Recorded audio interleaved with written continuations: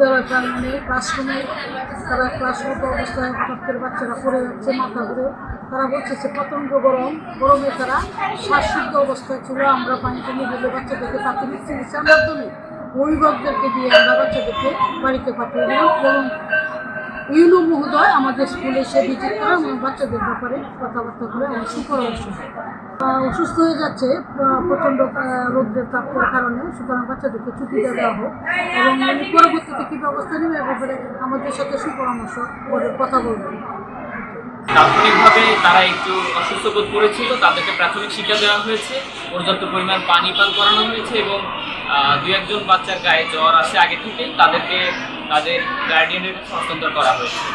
স্কুলের স্বাভাবিক পরিবেশ ভালো, আমরা বিষয়টা সর্বোচ্চ গুরুত্ব সহকারে দিচ্ছি। ধন্যবাদ।